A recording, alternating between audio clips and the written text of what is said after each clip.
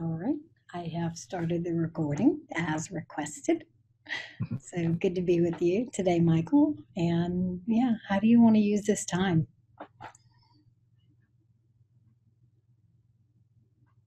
We're going to focus on, and I thought that what coming out of that was we might do values work this time. That was at least one option. hmm Yeah. And by values work, what are your thoughts on that? So my thought is that you might have some structure that would be helpful in exploring my values. Okay. So then, so as we look through your values, what's your goal to walk out of this session with? Yeah, so we had picked two goals, possible two goals last time. So one of them was working on, I don't know what it is, my bumper sticker slogan as an agile coach, like that. Mhm. And then the second one was to work on emotional intelligence in your issues. So I'm okay just working in general on self-awareness because I think it leads to both. And so values work might increase self-awareness and be helpful to both. So I'm comfortable for this session, not specifying like the overall goal yet of our 5 to 10 sessions. And I'm happy that for this, the goal of this particular session is to increase self-awareness. So like an aha moment around some value I didn't know I had or hadn't fully explored would be great. Okay. So it sounds like that's like um, I guess your great success would be to find some value that you're unaware of right now, have some aha moment. What would Yeah. be like a medium type success? Medium type success would either just to discuss this and maybe the right sound values that are important. hmm Okay. And then what would be your thoughts on, man, that was a terrible session. I got nothing accomplished. What would that look like? A terrible session. I don't know. A terrible session would probably be just to glide over a bunch of stuff Mm, and not make any sort of heartfelt progress. yeah. Okay. So then, if I understand your motivation around this topic, um, I know that you said part of it is really just being able to clarify who you are as a coach, but then also the emotional intelligence piece of it. And so, what is pushing this to the top right now in your life? These two things. This wanting to dig further into values. Oh, so the fact that I think it might support both. hmm Okay. Okay. So then, how do you want to go about digging into this topic? Is there a specific way that we need to break it down or um, attack it? No, there isn't. I'm hoping that you have a way of doing that. Mhm. I could, I could probably pull something out of my pocket for you. All right. So, all right. Well, then, uh, why don't we jump in then? And um,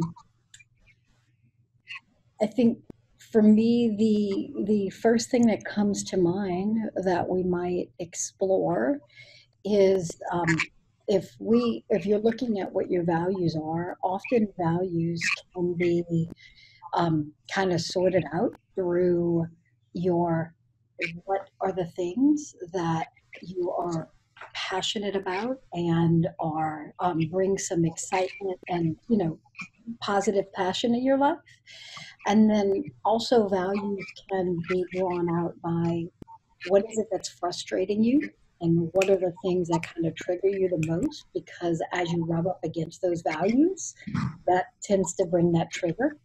Um, how do those sound to you as beginning places?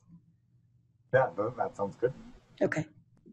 You want to go for the triggers first or for the happy place first? Let's go with the happy place first. Let's go to the happy place. Yes. All right. So if you think of Michael in times when he is at his very best and doing what he loves, all excited, a lot of passion, what's happening in those scenarios? Well, so I'd like to run around the track once, Okay. Just one time. just one time. What's the reasoning behind the just one time? So I can go all out the one time. Ah, so if you imagine yourself as a runner, you are just like everything, you're leaving it all out on the field. Yeah. So if we had to put that into words around values that you have that might tie into that, what Yeah. comes up? So there's a lot there, right? So one is that like the track is very clear, right? Like the track is a quarter mile long. You go along this lane, you know what's going on. It's not confusing. The track doesn't suddenly change size. It doesn't disappear. There's no one in your way, in my way. Um, those are all true. Like the goal is very clear, like run around the track as quickly as possible. There's like a very clear beginning, middle, and end. Um, those are all things that are great about running around in the track. Mm-hmm. So I'm hearing a pattern. A pattern. Are you hearing the pattern? I'm not hearing a pattern. Not. I'm hearing clear. Okay, clear. So I like clear. Okay. So is that a value? I don't know. Clear. So if you think of clear in terms of your value system and the way Yeah. you look at the world, your perspective on the world, what does clarity bring to you? Well, so I know what I'm doing. I know what's possible. I know what makes sense, what doesn't make sense, all of that. Mm-hmm. And if you don't have clarity, what happens? I get irritated.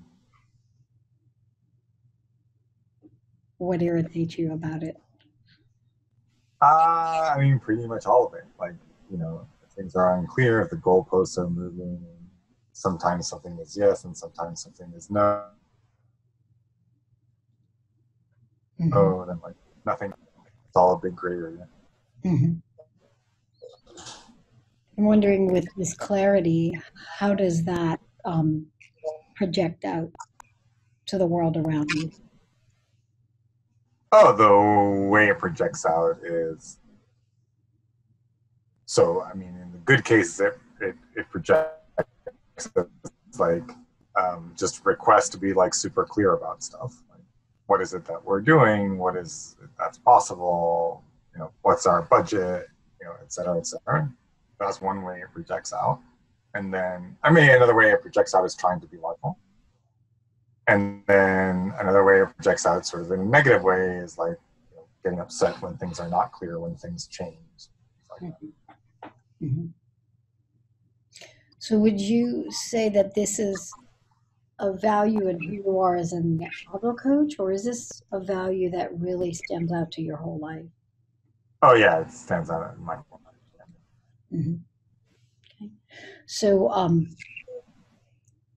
yeah, what else is happening along that track when you're at your very best? Uh, so another thing is I like the idea of like going all out and then being 100% on and 100% off. Hmm. 100% on, 100% off. Mhm. What about that is appealing to you? Um, mm, so I guess I like to have. I guess I don't like to be like sort of working or something like that for long periods of time. Like sort of this matters, sort of it doesn't matter. It's okay if it's 6 months late. It's okay if it's sort of good. It's okay if it's sort of not good. Maybe I'll watch TV. Maybe I'll work on this. Right? So it's like, let's do it, get it done, go all out, then stop, go on to something else, like Mm. that. You know, it's But, funny when I listen to you say that, you're like, do it, get it done, go all out. And then when you were talking about the other, it's like, oh yeah, a little bit of this, a little bit of that. Like, what's um the thing behind the change in your tone? well, there's like a lot of well, I mean, there's like opinion and judgment. I mean, like I really want one thing versus the other. Mhm. So when you don't have the ability to just, go all out, there's judgment. Yeah. And who's that judgment towards? Or what is it towards? Oh, so well, one is just the situation as a whole, and then the other thing, this is not a good situation for me because I'm trying to like spread my bets and Mhm, really focus and things like that. So the result is going to be so. mhm. So, Just like that, the sense I get is like a lot of mediocrity happens.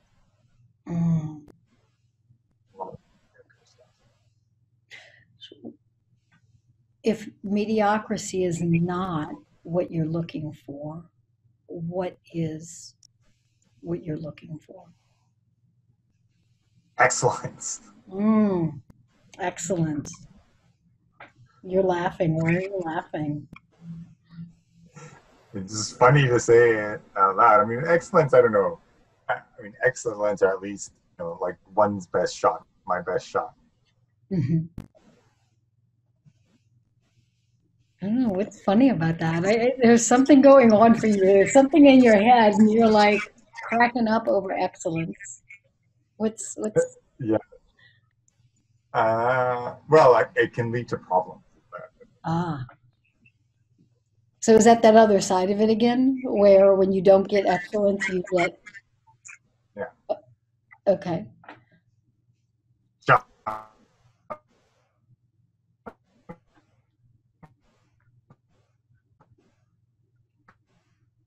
Hey, you're cutting out just a little bit.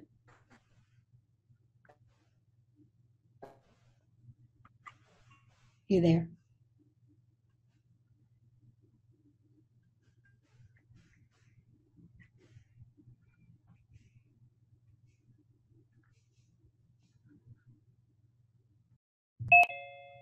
There Yeah. you go.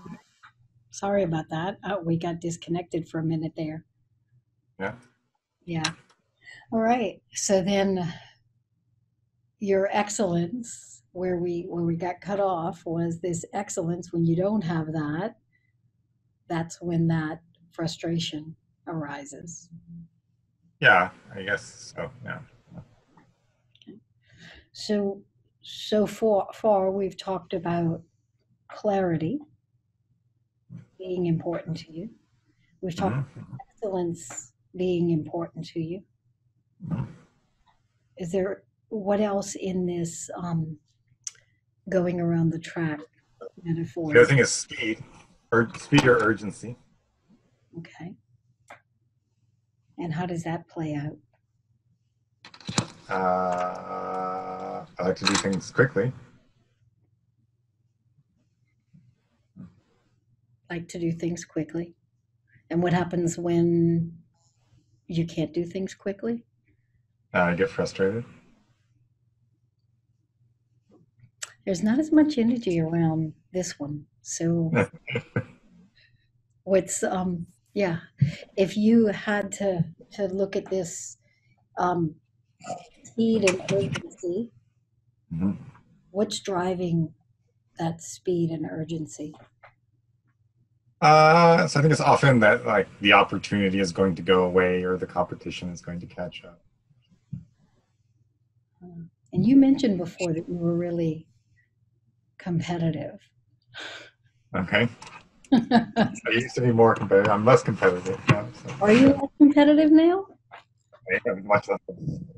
So if the competition's going to catch up, tell me a little bit about that. I mean, does this competitive sound like a like that might be part of this speed and urgency, or am I going down the wrong hole I here? mean, it might be, but I mean, like, I don't know if it's a value. It might be a thing. Might be. Oh, But what's the difference between a thing and a value?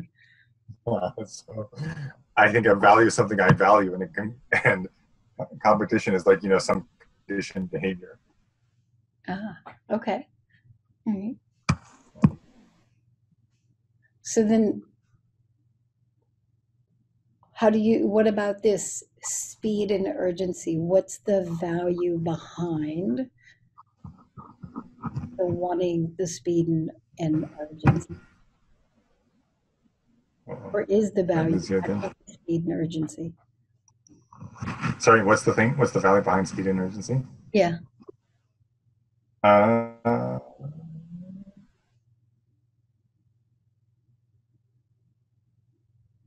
well, maybe focus.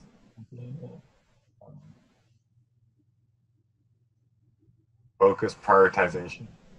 Hmm. Focus might be. Focus could be one.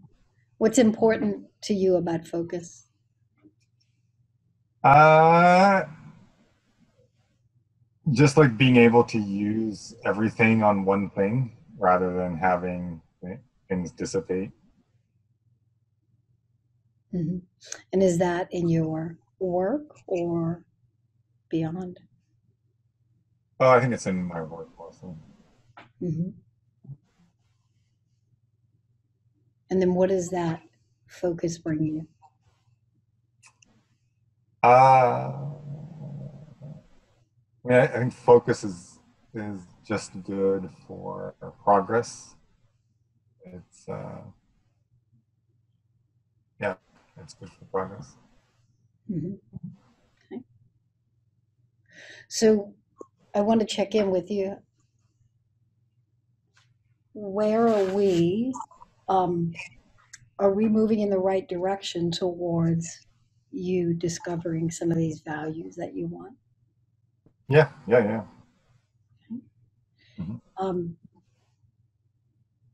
any more work that we need to do on this side, digging into values from the where your passions are? Yeah. The one thing that just occurred to me is like I do not like focused, like the opposite of it would be something like interrupt driven. I don't like that.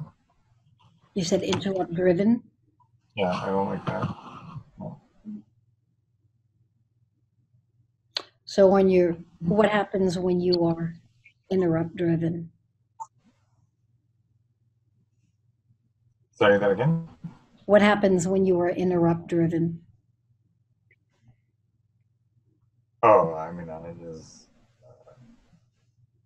I like quality goes way down. I know it's time, useless stuff. Mm-hmm. Nothing gets done. Mm-hmm. Okay. So I'm wondering here that as we explore values, when you when you look at yourself and who you want to show up as, whether it's in personal life or business life, what are some of the thoughts that come up for you?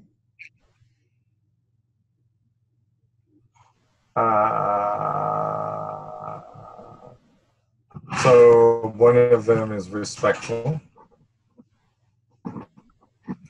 One of them is collaborative. I want to say something like listening or something like that. Good listening. Maybe supportive or helpful.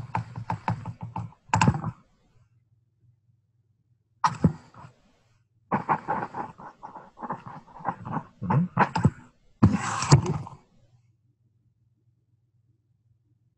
So how do these tie in with the clarity, excellence, focus, speed?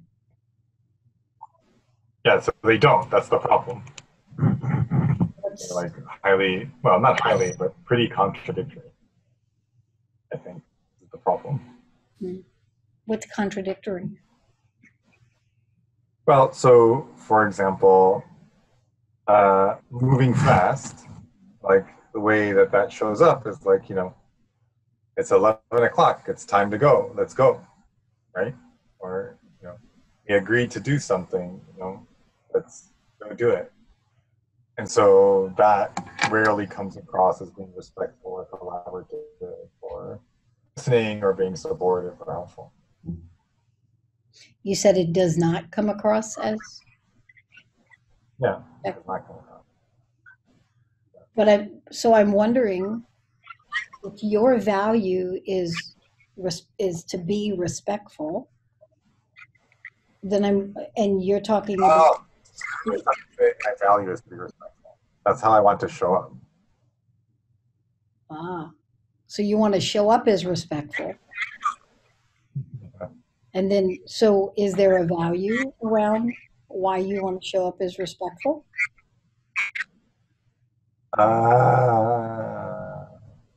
Something like harmony. Harmony. Okay. Maybe. I mean, maybe. Hmm. It's just there are values that are in conflict. Hmm.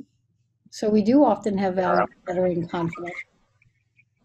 Right. And I don't know how to behave in a way that's consistent with all of the values or whatever. So, what are two of your values that you would say would be in conflict? So it's like something like, you know, speed or urgency and harmony. Okay. So, if you had to pick between Yeah. speed or urgency and harmony, Yeah. which which are you willing to let go of to have the other? Yeah. So the problem with like the top three Hmm.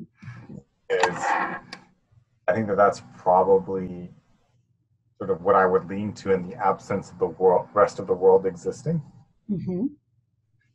The problem is that since the rest of the world exists, if I'm not sort of in sufficient harmony, and these things tend to take me out of harmony, then I run into like very serious problems, right? And so then that leads to, oh, I want to be in harmony, and then it doesn't like feel very good because then I'm giving up on purity, excellence, and Hmm. I'm oscillating back and forth. So like if I want to get along with the world, I would choose things like harmony. And if the world didn't exist and I was all by myself, then I would choose, clarity, excellence, speed. Well, if the world didn't exist and you were all by yourself, there would not be a need for harmony. Right? So, if you had to take your top, what you think might be your top five values and order them, Yeah. which is the number one, that you will not tolerate not having, period? You will not live a life that doesn't have this in it. Oh yeah. I mean, there's no such thing as that for me. I mean, like I'm willing. Okay. Yeah. Well, what's Yeah. your strongest? Strongest. Hmm. Um, so I mean, I guess the question is, what would I like my strongest? Okay. And to be able to live in a way that's consistent with that. So the things that we've discussed, maybe clarity would be the one. Okay. Yeah. So if your number one is clarity, you want clarity above all, which Yeah. means, I don't know about clarity above all. I want clarity. I okay, want a lot of clarity. I would like to have a lot of okay. What's your next one? clarity.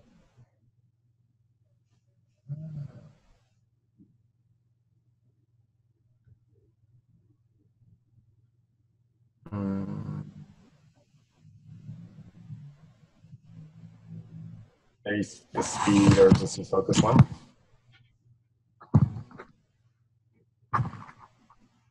The speed and urgency.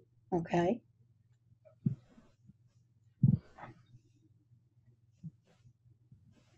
Tell me a little bit about urgency. So you have a value of urgency. What does that mean? So I, I want to get stuff done. Ah, Like I don't like open loops. okay. So you don't like things started but not finished, partially done. You want to see things come to a conclusion. Yeah. So would you say that you're a great finisher? Hmm. Sure. Are you also a great starter?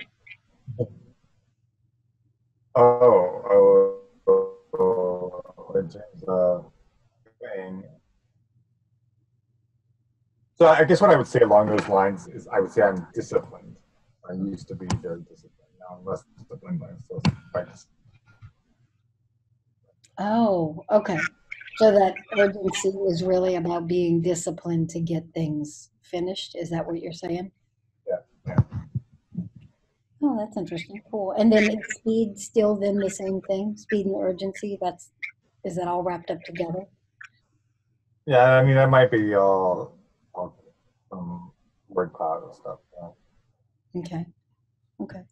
So then I'm going to write discipline down so I know what that means. Okay.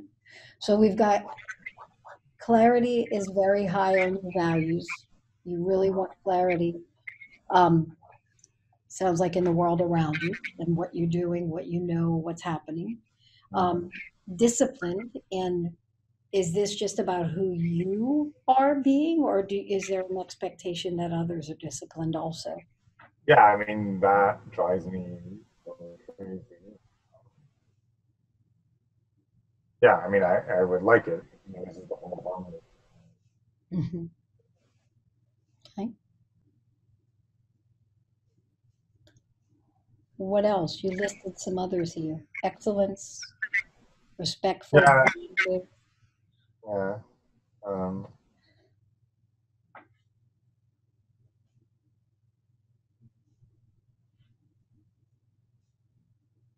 so listener would be nice. Mm. Tell me a little bit about being a listener and how that's a value. Uh,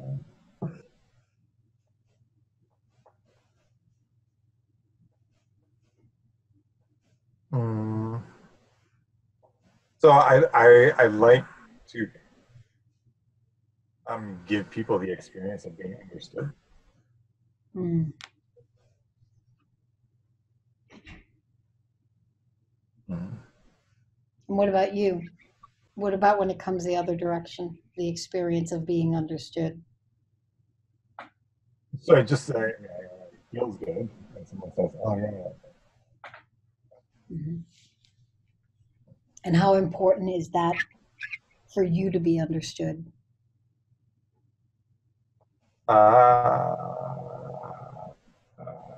pretty important." Pretty important. More important than others feeling understood. Uh, yeah. Okay. And so you say this is so this being understood, being a listener, or being heard, I guess, like, would go either direction here. So Yeah. that's number 3 on your list.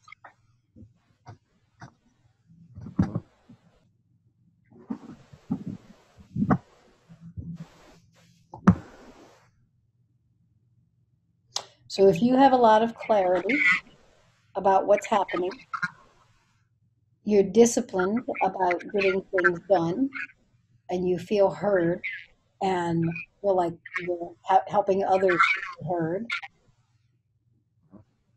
what else would you need to be complete? And that would be, I would be pretty happy in that situation. You'd be pretty happy in that situation. So you'd say those are your top 3 values. Uh, Is that right? yeah, let's say, yeah. Any other in close competition?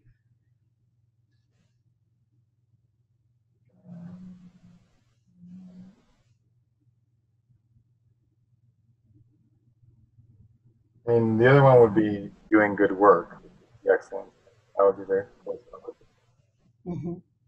But I've been punting on that a lot, so maybe that's not so much of a value. Like one of those aspirational values. It would be nice. Something you'd like to grow into, but not something that is ruling your life. Yeah. All right. So when we talk about these values and how they relate to your larger goal, who you are as a coach, and your being self-aware and increased emotional intelligence. Mhm. Um, what knowledge is this bringing up to the top that can help you in those areas? Well, um, so my general experience is that like a third to 2/3 of the time, uh, like in coaching and in engagement, sort of there isn't clarity, and that's like almost that's the point.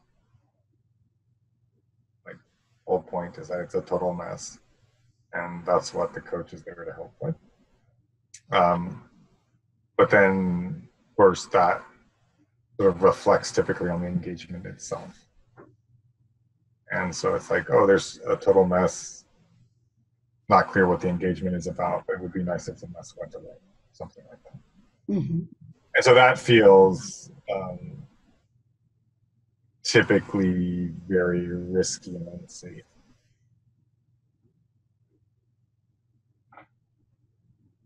So that's the first time I'm hearing risky and unsafe.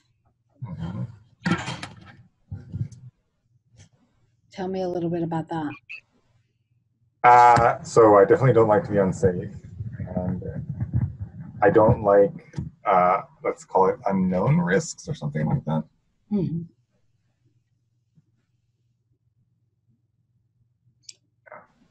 So how does that, when you feel that lack of safety or high risk, how Yeah, does it impact your ability to be disciplined and feel understood? yeah. I mean, so that, you know, I would say sort of goes out the window, and so that's where then it's like, playing whack-a-mole or trying to do things just for the sake of making sure that people are happy or something. Hmm. So are you saying that when safety is not present, you kind of drop some of these other values in order to raise the level of safety? Well, I mean, maybe or maybe not. I mean, it just the the situation is uh, just unpleasant. Like, it's just an unpleasant situation. Like, bad things happen in that situation. Okay. Okay. Okay. So, yeah, let's check in a little bit. Um, you talked a little bit about what would be spectacular. How are you going to measure progress? Where are you right now on progress on your values? It's very good. Very good progress. So, what are some of the things that you're discovering that you didn't know before? Um, so I guess one thing I'm discovering is, or I guess reaffirming is uh, something like engagement design or client selection is sort of very important to me because of these things. So, you know, the typical conversations I have, a third to two-thirds of the time, these values are like even in the conversation, like not being, I don't know, honored or not seen. Hmm.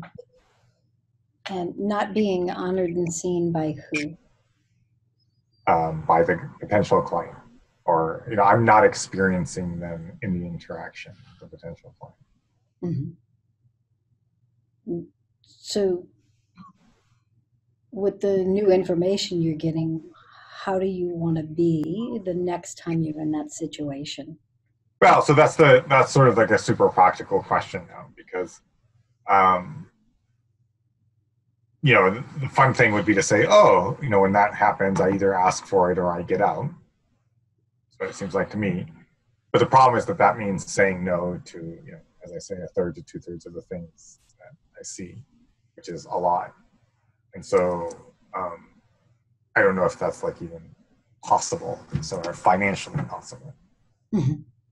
Yeah. So that's the big, balancing between these values and the harmony, or being respectful values. So, what do you love about being an agile coach? So what attracts me to it is something like um, people are in pain and there's a way out of the pain that's sort of good for everyone, like plus plus plus plus for everyone. Hmm. That's interesting. So, I'm hearing you say that you're attracted to agile coaching because people are in pain and there's a way out of it. Yeah. Yet, the pain is what you don't want. Well, so so yes, in the sense that, as I said, like before, it's uh, like for example, a lack of clarity, right? That's part of possibly the organizational pain Mm. that exists. And then when it extends to the engagement itself, right? That's the problem, right? That's what creates the risky and unsafe situation, right? Like, Mhm. this organization is total chaos. Reorgs are happening every 15 minutes. Anything goes. It's all up for grabs. There are no boundaries. Blah blah blah blah. And then you're just like thrown in the mix, and it's like survival of the fittest. Yes. So then, would it be? It seems like there's a couple of different roads we could go. I don't want to take you off in a direction that's not intended. Um, it seems like we might be able to talk a little bit about, well, how do you bring some of these things, some of these values you have into your engagements? But that might be getting us off of values, or we can continue to look at um, those values and maybe how you want them, how you want to incorporate them into who you are as a coach. Any ideas about where we should go from here? Well, so the first thing that you said seems like very appealing right now, Okay.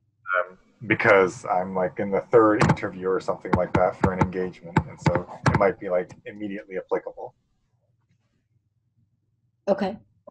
So then, so you've mentioned clarity several times with these engagements.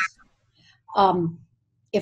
if we look at, um, have you ever heard of this? Like, I guess it would be called like the circle model. So in the middle of the circle, there's the stuff I can control. In the like the second round ring is stuff I can influence, but I can't control. And then Yeah. the outside ring is stuff that um, I'm concerned about, but I have no influence or control about it.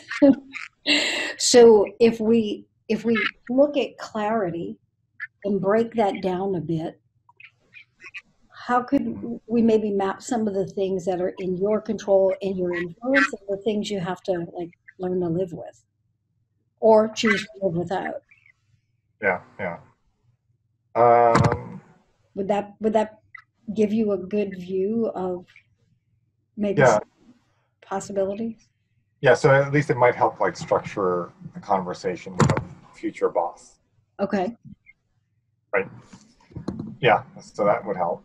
Um, so let's start on the outer thing. Uh, so the thing that most irritates me, or one of the things that irritates me a lot, are interruptions. Another thing that irritates me are miscommitments. So these are things that are irritate me, that concern me, but that I don't have control over, or really much influence over. Right? So like it's like XYZ is supposed to happen, but then it gets rescheduled, right? Or we said we were going to meet, and the meeting doesn't happen, but this is going right, and that doesn't happen, right? So these are people at the client, and maybe I have some tiny influence over them, but really they're just things that are happening and they're part of the environment and they're just standard and they're happening all of the time. Okay. So that's that's part of what's in the outer circle.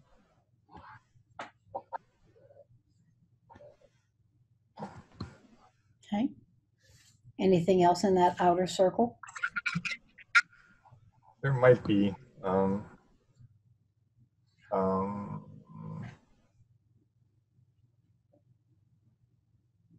like one big thing is just people. I don't have any choice over the people that I'm working with typically. Okay. Yeah. So if these are things that you have no control over and no influence over, how do you want to be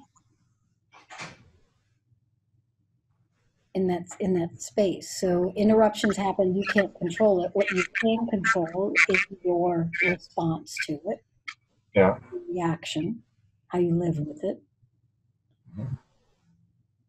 Yeah. What I know what I want. I want to be graceful.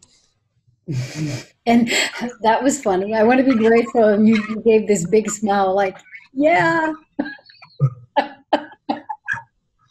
Yeah. Hopeless. So because the thing is that it ends up always being my fault anyway, right? Oh, tell me about that. Yeah, so stuff happens that I have no control over or no say in, no nothing. And then there's a mess. And then there's the question, why didn't you do your job? Right? Hmm, interesting. So then, so your perspective, your reality is that when something goes wrong, when interruptions happen, you either get the blame or you are the blame. Yeah, I get part of the blame, or there just isn't understanding of the situation. Mhm. And then does that go back to that clarity value? Yeah, so it goes back to clarity. It goes back to the listening, mutual understanding thing, and the ability to get stuff done. So Hmm. So then how do you usually respond to that? I have a temper tantrum. An external or internal temper tantrum? Either one. Like maybe 10% of the time it's external, 90% of the time it's internal. Hmm. So if you were to imagine yourself the next time something like this happens, um, how would you like to look if you go beyond it and look back? How would you like to look back and see yourself respond? Oh, can you repeat that? You blinked out. Yep, that's okay. So if we go, if we kind of flash forward to the next time this happens and go a little bit beyond it, how would you like to look back and see yourself respond? Yeah. Um,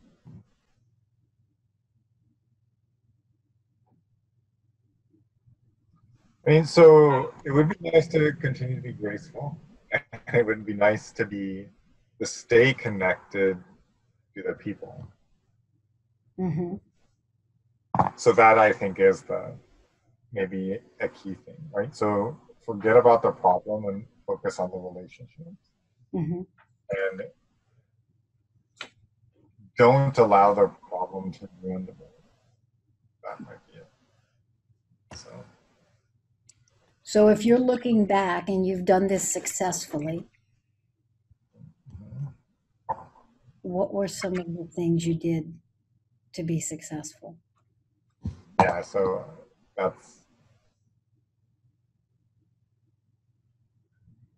yeah. So there, I can think of a few examples of success, Okay. but they're not really.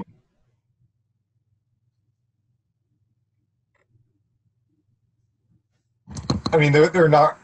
Okay, so one thing that comes up is I didn't give up. Right, so that's one thing I do. Like, I just like say like whatever. This is gonna blow up. I'm just gonna detach. I'm gonna freeze so it's not too painful for me. Hmm. Um, right. Or sometimes I just leave. So that's a good one. So did that just didn't. So then cases I can think of where it worked, like the few cases I can think of where it worked, and it wasn't like some thing that was out of control. It really is. So that would be maybe the main one that I did not give up. Hmm. And so when you didn't give up, So yeah, so I give up. I give up. Maybe that's a big problem. So I give up. So I quit. Right? quit the job or just quit the moment? Both. Yeah. Okay.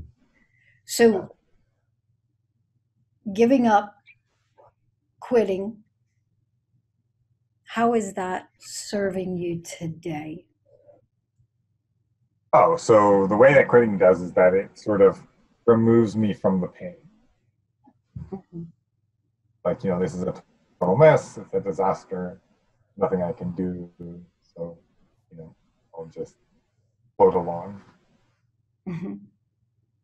So it removes you from the pain. Yeah, it reduces it. Yeah. And so that's how it's serving you. How is it not serving you? Well, the thing is that it it doesn't actually address the issue, right? It's not like a functional response to things like interruption and missed commitments and people that I struggle with, right? You know, Hmm. it's a survival thing. It's surviving, not thriving. Hmm. So would you say that that's today you're surviving a higher percentage of your engagements than you're thriving? So it's pretty close. I would say it's like a third to two thirds, so it's close, like 50-50. Mhm. So if you had a goal around it, what would a goal be? Yeah, um, so I like the goal of just trying to fix it. Okay. Like, period. I don't want to say permanently, but Hmm. essentially permanently. Right. Hmm. So, like, a funny example um, would be to, in some sense, productize the coaching a lot more. Right. To say, oh, instead of doing, coaching and, there's a blank slate saying, you fill it in with anything you want. It's like, oh, there's like a checkbox, right? Like, you know, I do this in this format for these types of people, et cetera, et cetera. And then that would be like, part of the agreement. Right? So getting a lot of clarity. And so all of these other things, they would be just much less likely. And then there would just be like a repeatable pattern Hmm. for, doing business effectively. Okay. So, rather than this custom situation for everyone. mhm. So it sounds like what you're saying is kind of drawing up a pattern for, hey, when I engage with you as an agile coach, this is what I'm going to be doing. This is what I'm not going to be doing. Is that what you mean? Yeah, and I would say like pretty demanding and pretty detailed. I Okay. mean, it's not at the level of like I will maintain a backlog. It's much more of here's my responsibility, here's your responsibility, here's how we make decisions, here's what like an exit criteria would be, et Oh, cetera, okay. et cetera. So it sounds like strengthening your contract, really, your working agreement with your client, your coaching agreement. Yeah, yeah. And then what would that bring you? Well, it would bring me clarity. Okay. So it And addresses that first I would value. have,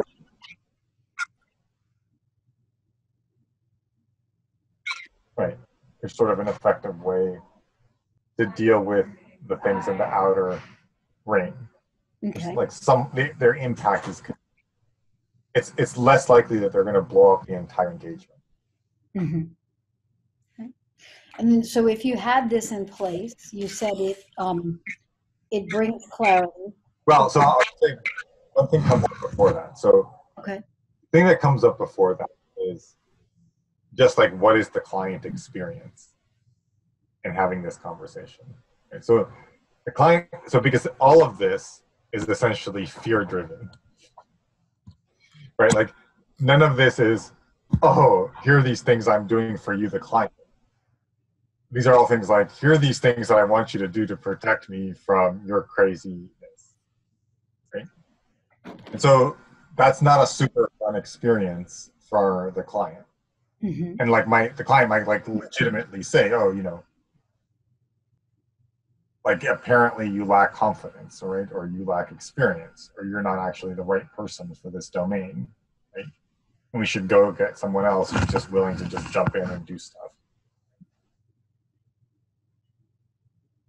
Hmm.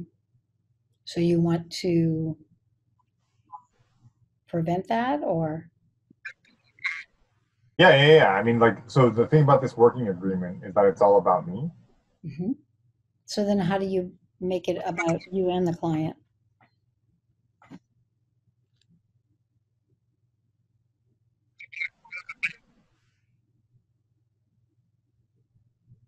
I mean, I can invite the client to do the same thing, but I don't trust the client to really have any ability to do that. Hmm. Why are you laughing?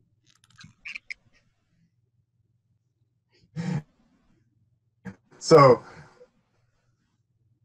yeah, I mean, it's not very cheap and hasn't claimed to have this ability. This is like not a problem that the client was expecting to have. Hmm. So basically, to create conditions under way coaching, right? That's not like the job that they were hiring for, right? Hmm. So my guess is that most of them will just view this as like an added burden or a limitation that I have. Like, oh, I can't work in all situations. I can only work in these two. And it's like, why would they do that, right? Hmm. So at the I guess, what's your ultimate goal in this agreement you're wanting to make with the client? The ultimate goal in, Yeah, like why is this a good solution for you? so for me, it's because it helps me become more effective in this situation. So that's what I can say, right? Like I can say, help me to help you. Hmm. So if I was your client and you brought this to me and said, "Well, help me help you," what would be in this? How am I going to help you? Right. And so then we could talk about these sorts of things, Okay. right? Um, but then all of these things are basically requests from me to you, right? Like, oh, can you do this? Can you do that? Can you do this? Can you do? And so there's like a lot of, I don't know, I imagine short-term burden for you, which gets paid off maybe in the long term. Mm-hmm. Through like, a more effective agile transformation or more effective coaching in the environment or something like that. Mm-hmm. And so, how can you make that more of a partnership and less one-sided? Right, that's the question. Uh, don't have an immediate answer. Because what's difficult is to see how the client quickly benefits.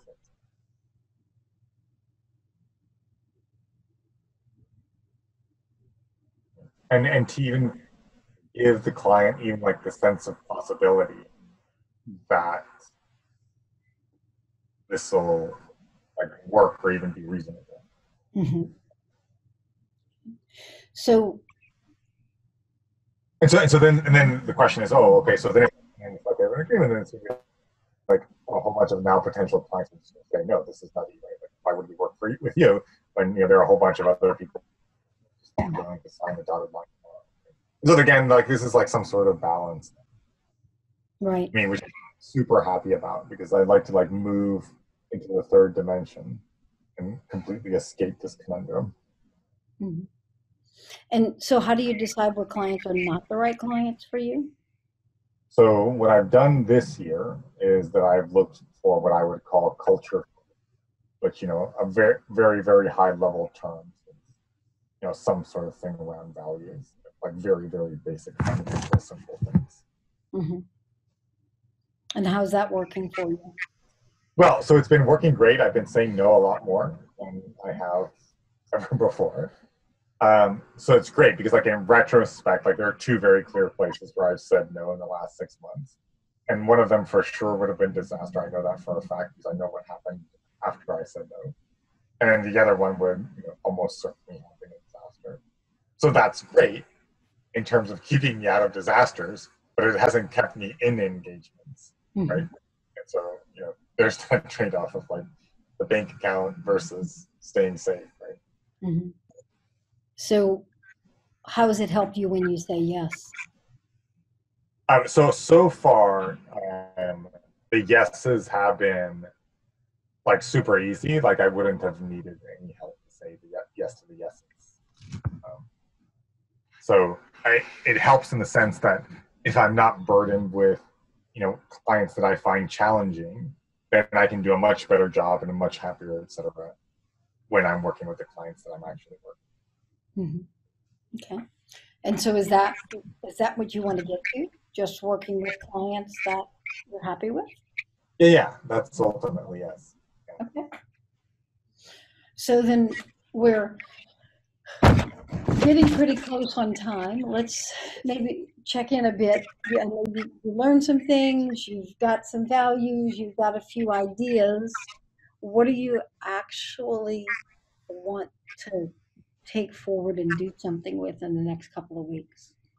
Well, so I like the three things, clarity, discipline, mutual understanding. Um, I like the idea of having a working agreement that is maybe stronger or at least having some ongoing sort of higher level conversation about these things with clients. Mm-hmm. So that's something that I might be able to try out immediately in the next. Um, I'm having a client conversation tomorrow. It's like the very first thing of a short engagement. So that would be a place to start bringing this in too. Um, and then there's like a longer term conversation that I'm having that would be useful to bring this into. So those are two specific things that I can do. At least one of them I can do for sure because the next conversation is already scheduled and the other one is about to be scheduled. Mm-hmm. So then what might blow this up where you don't? Well, so what blows this up is that, at some point I need to have clients. And then basically the way I mentioned it is like, sort of the standards drop, right? And so That's what you don't want to happen. that's what I don't want to happen. And so if it happened, that would blow this up. Yeah. So then building clarity around what you do expect with clients and what you do want with clients is going to be important. Yeah, and then I guess the other thing is just being in a situation where there are enough clients. So if that clarity is not there, I can say no. Mm-hmm. Okay. Right. Well, what support do you need? So the very broad nut that I would like to crack is just figuring out how to talk to as many clients, potential clients, as possible, right? Because then it becomes much easier just to find the fit, right? Mm-hmm. Just even from a question of just practicing.